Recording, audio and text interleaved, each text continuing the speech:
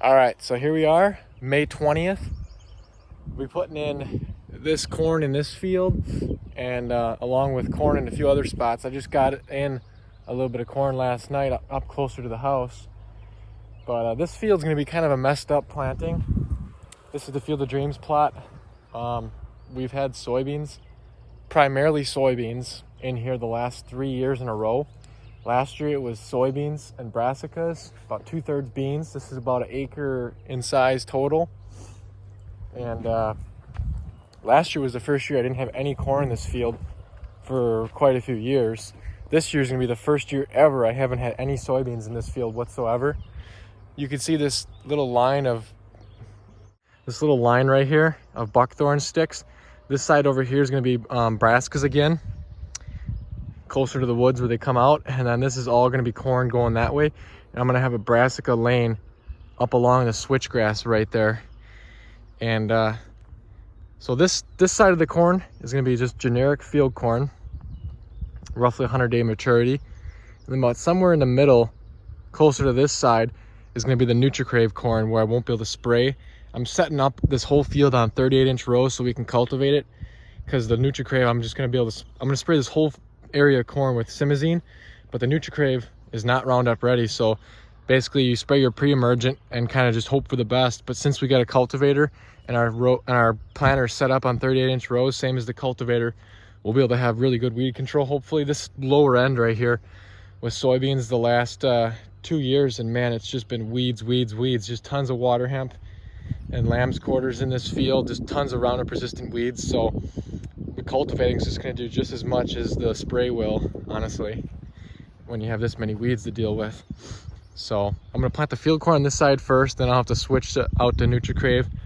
I'll be putting in Nutri-Crave in a different spot today. I might include that in this video, maybe a different video. But all in total here, we'll probably have roughly a ½ acre of corn. Not a crazy amount, but with all the other food plots we have on the property, this little ½ acre will do just fine. So yeah, let's start planting here. I'm gonna have to have some headland rows, like 4 rows of headland rows up there, probably like 4 rows down here, so I got enough room to pick up the cultivator and turn around. The headland rows will all be field corn, so I can spray it all the way out to the end. But then, like I said, that far side, maybe that third over there, or maybe even half, will be Nutri-Crave. So we'll be able to see I'm putting the Nutri-Crave on this side of the field instead of on this side, because the deer naturally come out here. Like the last couple years when I've had soybeans, or even when I had corn over on this side a couple years ago now, obviously this is the side they come out on. This is the side that the food's gone first. You could just see in the late winter, all the beans on this side are thinner, and the stuff closer to the blind and then closer this way is just full pods, where the beans over here will be stripped clean. So it doesn't make any sense to put the Nutri-Crave on this side, because they're going to naturally eat that side first. If the Nutri-Crave is as good as what they say you can dump out a pile of Nutri-Crave and dump out a pile of field corn, and they'll eat up all the Nutri-Crave before they even touch the field corn. So we're going to put that to the test in this plot, along with a few other plots.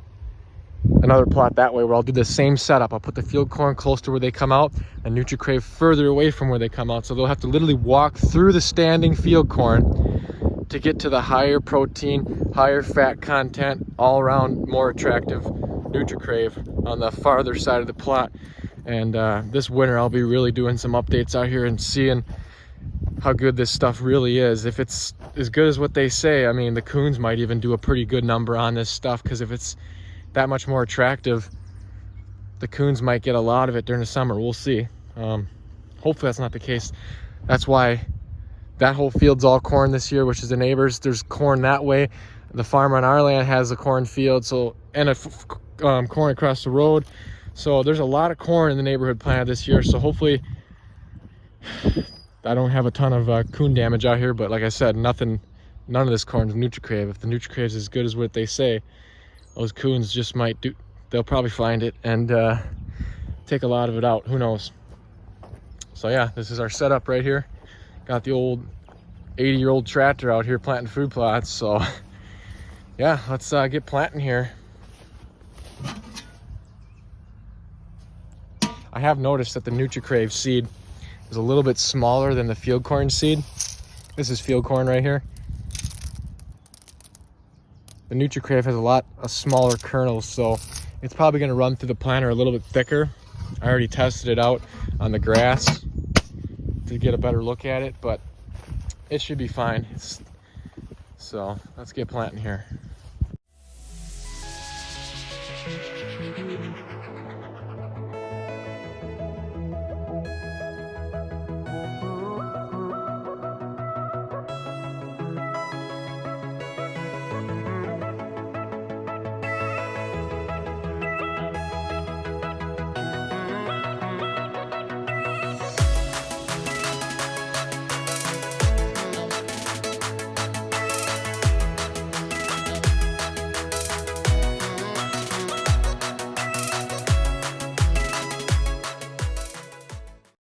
Well, just finished up here.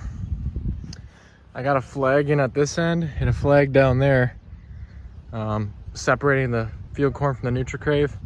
We got 1, 2, 3, 4, 5, 6, 7, 8 rows of Nutri-Crave. I probably should have stopped planting the field corn at least like 2 or 4 rows back, so I could have got a few more rows of Nutri-Crave in here, but this will be a pretty good sample size still. Yeah, so basically right here, these are the first 2 rows of the Nutri-Crave, and then everything on this side is field corn. So yeah, I'll see you in a couple weeks when it starts coming up. The neighbor's corn is already up. All right, so I'm out here today doing the first cultivation pass on the corn. My dad did a lot of cultivating on some of the other corn plots and even some of our soybean spots last night, but he didn't have time to make it over to this field, so this is pretty weedy. You can see this is just all straight lamb's quarters. This stuff is kind of Roundup resistant. Some of those will survive usually, and then down there on that lower end in the darker soil, that's almost solid water hemp, maybe some lamb's quarters, and this is like some pigweed right here, or some variety of hemp or water hemp. It's not the same as the down there. It's way thicker here. Like right here is just 1, 2. Down there it's just like millions of them coming up. That's the worst section, the weediest section. So I'm gonna get a couple passes in here and then I'll set up the time lapse. So here's a decent comparison. You can see the rows I haven't done versus the rows I have. There is still a few weeds in here yet, but when I come back through right here, the other side will get some of these. You can see over here, looking pretty good. Not a whole lot is surviving, but of course after a couple days there'll be more green. Yeah, it's looking pretty good.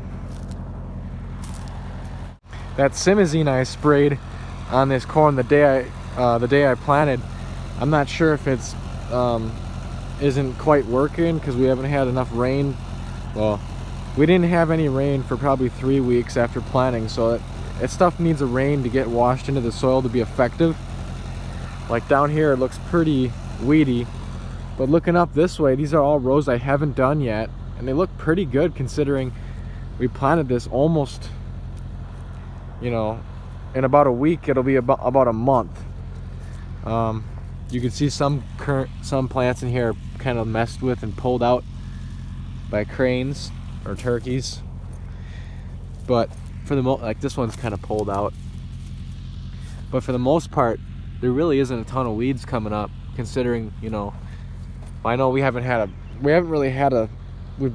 probably barely even had a ½ inch of rain since planting this, probably less than a ½ inch. So that's another reason why the weeds aren't quite as bad, or maybe it's just because the simazine's being effective. I don't know. If this was a normal year with normal amount of rainfall, I'd probably have a better idea how effective that simazine is, but it's hard to say really. I'm gonna probably spray this at least once before the corn gets too big. I might not even have to, considering there really isn't a whole lot. The only reason why I would need to spray it is if I started to see a lot of weeds in the corn rows. If that never happens, there's no really need to spray it, I guess. I did notice that some of the corn up here was a little bit purple. Probably I didn't fertilize as heavy right here or something. It's obviously lacking phosphorus. They say purple like this is lacking phosphorus, and look at these ones, you know. So maybe I just didn't fertilize as heavy right here or something. I know we're supposed to get a good amount of rain Saturday and into Monday. Maybe I should just broadcast. Crap, I should just be broadcasting it right now and cultivating it in. Now that I think about it, a little bit extra fertilizer right here or something, because this corn clearly is lacking phosphorus. Probably won't get nearly as tall or produce nearly as good this side right here as the rest of it. I don't know why that would be. I know years in the past, right where this corn is kind of weak, there's been you know, this is like a bad spot in the field right here in the center for some reason, and then down there it never is as bad, and up there it's always the best. But now that I think about it, I do remember having a pretty weak section of corn right here one of the first years we planted corn in here, and I haven't really had a substantial corn crop down here in this corner since then, since that first year, probably like 3-4 years ago now.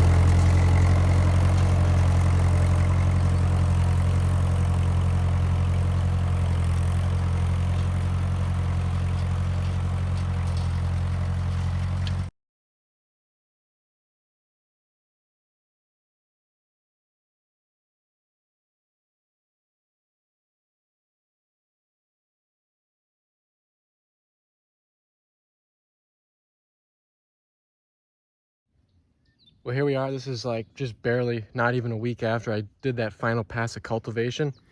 This will be the final update in the video on this plot. You can see right here to my left is the 8 rows of Nutri-Crave going to the end. And then this way is all the field corn. And it's interesting, you know, we did get a good rain last week, or man, that was probably, I guess that was last Saturday. That was a little over a week ago. It's been hot all last week, hot and dry, no rain since then. You can see the Nutri-Crave is definitely shriveling up more than the field corn, so it's a little less drought tolerant, I would say, than the just generic field corn. This was just, I don't know the exact variety, but whatever. You can see even the weeds in here are kind of like wilting. They're looking dry. That's how crazy this is. Even the weeds are looking stressed from the drought. But yeah, you can clearly see that this is more shriveled than this. Field corn, Nutri-Crave. So we got almost canopy closure in here. It's looking good. Like I said in the last update, down there on that wetter end, it's just a little bit yellower, probably from the iron chlorosis symptoms. You can see how shriveled up this stuff is. But yeah, in all reality, this stuff has really exploded in the last 2 weeks. And they're showing a good chance of rain on Wednesday. So if we get that, man, this stuff's gonna really take off. So yeah, I'll have I'll have multiple more corn and soybean videos coming out. Obviously, I'll have a buckwheat video coming out when I planted this buckwheat here, and brassica videos coming. I got probably one broadcast corn video coming out hopefully soon too. So yeah, lots more content coming out.